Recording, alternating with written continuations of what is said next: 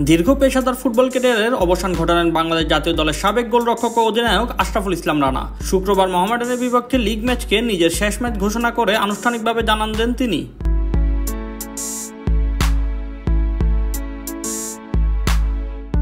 Brothers ইউনিয়নের মাঠে স্বাভাবিক দিনের মতোই হাজির হলেও এই দিনের আবহ ছিল একেবারেই আলাদা। ম্যাচের প্রস্তুতির আড়ালেই অপেক্ষা করছিল ক্যারিয়ার শেষ করার ঘোষণা। গণমাধ্যমকে নিজের এই সিদ্ধান্ত জানান 37 বছর বয়সী গোলরক্ষক।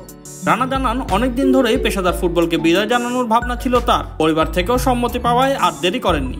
তিনি বলেন, আসলে মাঠ থেকে রিটায়ারমেন্টের পরিকল্পনা আসলে প্রত্যেকটা প্লেয়ারই থাকে, কেউ হয়তো পারে কেউ পারে না। তো আমার শুরু থেকেই পরিকল্পনা ছিল যে আমি যতদিন ফুটবল খেলবো, যে আমি আসলে টপ লেভেলে থেকে আসলে ফুটবল থেকে রিটায়ারমেন্ট করতে চাই। তো আমার পূর্ব পরিকল্পনা ছিল 2025।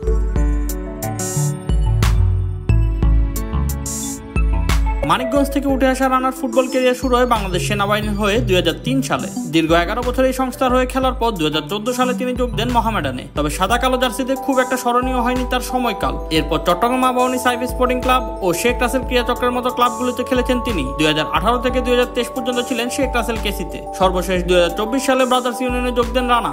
আমি 2014-15 মৌসুমে আসলে মোহামেডান থেকে শুরু হয় আমার ক্যারিয়ার। তারপরে 2016 থেকে 2018 পর্যন্ত চিটাগং আবাহনীতে ছিলাম। তারপর 2018 থেকে 2023 সাল পর্যন্ত শেখ রাসেলে ছিলাম। 2023-24 চিটাগং আবাহনীতে ছিলাম। 2024-25 ব্রাদার্স।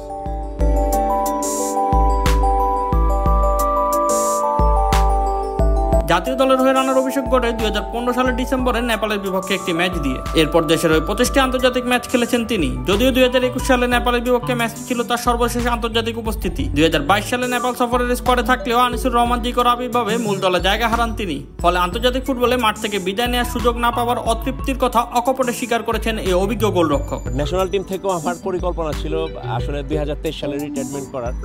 সো এটা আমার ন্যাশনাল টিমের যে কোচ হাভিয়ার ক্যাবরেরা, উনি জানেন, ওনাকে প্রপোজাল দেওয়া হয়েছিল যে আমি ন্যাশনাল টিমে থাকতে স্কোয়াডে থাকাকালীন অবস্থাতেই, কারণ লাস্ট অনেকগুলো ম্যাচ আমি খেলতে পারছিলাম না, জিকু খেলছিল। তো আমার কাছে মনে হয়েছে তখন যে জায়গাটা ছেড়ে দেওয়া উচিত, ন্যাশনাল টিমে জুনিয়র ছেলে পেলে আসো তো তাদের জন্য। তো তখন হ্যাভিয়ার আসলে ওই সময়টা অ্যাগ্রি করে নাই। তারপরে যে কোনো কারণেই হোক আসলে ন্যাশনাল টিমের থেকে আমাকে বাদ দেওয়া হয়েছে, যেটা আনফর্চুনেট আমার জন্য। তো ওই সময়টা যদি আসলে ন্যাশনাল টিমে থাকাকালীন অবস্থা ন্যাশনাল টিম থেকে রিটায়ার করতে পারতাম, সেটা আমার জন্য অনেক বড় প্রাপ্তির জায়গা হইতো। তো তাতেও আমি আনহ্যাপি না যে আমি আসলে ক্লাব লেভেলে খেলে আমার যেটা টার্গেট ছিল সেটা আমি ফুলফিল করতে পারছি না। আমার ওই জায়গাতে আসলে কোনো আক্ষেপ নাই, কারণ ফুটবলটা ছাড়তে হবে একটা সময় সবারই, এটা আসলে চিরাচরিত নিয়ম। তো ওইখানে আমার কোনো আক্ষেপ নেই।